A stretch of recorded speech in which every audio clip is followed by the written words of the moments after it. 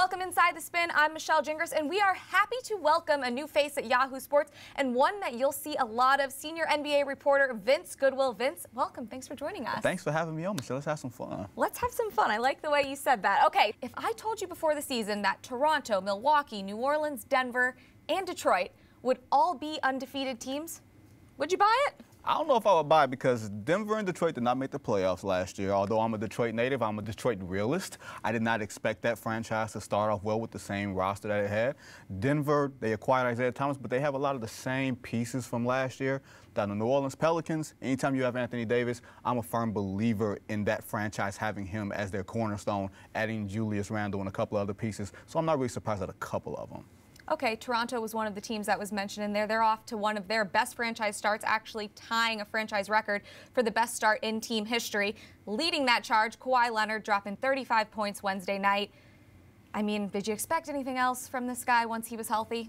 Yeah, I expected basically this. Like, he took a whole year off. Like, let's be completely honest here. He chilled last year. Now, whether that was because he didn't want to play for the Spurs or whether because he was actually hurt, either way, his body needed some time to recover, and he's healthy. And against the Minnesota Timberwolves, against Jimmy Butler, a contemporary, he basically took down that franchise last night, and that's something you expect from him. Adding that to the Toronto Raptors, a team that basically had LeBron James as his boogeyman. LeBron James is gone now. So why shouldn't you expect great things from that Raptors franchise, even though they have a new coach? They have a lot of the same pieces. Kyle Lowry is still there. I wouldn't be surprised to see them in the thick of things at the end of May. On the other side, we've had a few teams that have gotten off to surprisingly rough starts. Oklahoma City, they came into this year with expectations. A Paul George contract extension, obviously Russell Westbrook. He's missed a couple games because of injury. Is that what you chalk this poor start up to? Yes, I am chalking this poor start after that. I will say that Oklahoma City, to start the season, I thought they were going to be one of the dark horses to get to the Western Conference Finals. I don't think they're a championship contender, but I do think once they get Andre Robertson back and he's able to be that defensive stalwart for them, slide Paul George down a little bit more where he doesn't have to use as much defensive energy on a day-to-day basis, and he can sort of play that Kawhi Leonard role late in games as opposed to 48 minutes, that's fine. But any team with Russell Westbrook, to me, has a hard ceiling because of the way that he plays. There's not a whole lot of air for other guys to make plays. The same way I talked about Kawhi Leonard being a player that allows you to be yourself. I don't know if Russell Westbrook is the type of player that allows you to be yourself because he has the ball in his hands all the time. So when he's not there, does the team know how to function and operate when he does not have the ball or when he is not on the floor? And that, to me, is a fault of the front office and the coaching staff for not creating a culture there. So I wonder if the slow start is more of a function of them just getting used to everybody again. But it looks like the same old Oklahoma City Thunder from a stylistic standpoint. Many didn't know what to expect from the new LeBron Lakers, but I would say an 0-3 start wasn't really what we expected at all.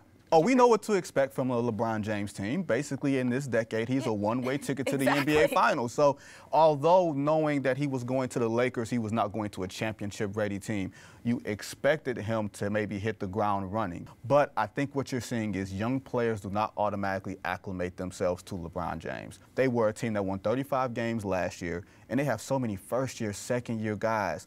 Young guys don't play defense. Young guys don't win. I don't care if you got LeBron James playing with you, Magic Johnson, no matter who it is, and then you add in Lance Stevenson and JaVale McGee. Who thinks to depend on Lance Stevenson and JaVale McGee? So this year's is basically just to stay afloat, to pick out the 4 or 5 young players that you really like, that you're going to build around. So I don't think they have high expectations internally. I think externally with us, because they acquired LeBron James, we're expecting immediate greatness. Well, obviously, it's only, 5 games into the season, but why not talk about who could be the MVP? It's fun. It might be a little bit more wide open this year. Who are your early prospects? Well, Anthony Davis, who came out basically and said, I'm the game's best player when you combine what he can do on the defensive end of the floor. He's a threat to score 30 every night, giving you 15 rebounds, blocking shots, everything else. Add to the fact that New Orleans is undefeated. But, hey, there's a guy who scored 51 points in 3 quarters. Steph Curry. And nobody really talks about him being that, because the last time we thought about Stephen Curry as an MVP candidate, he won unanimous MVP, which basically put a scarlet letter on his forehead. And then he got his lunch taken by LeBron in the NBA Finals, and then they added Kevin Durant. So we kind of manually pushed him to the side. I think he wants to enter the forefront of that conversation this time around, and I would not be surprised if he made another MVP-like run. All right, this is going to be fun. I can already tell. We'll hope to see you very soon again. I hope so. For all things NBA, make sure you keep it locked on The Spin.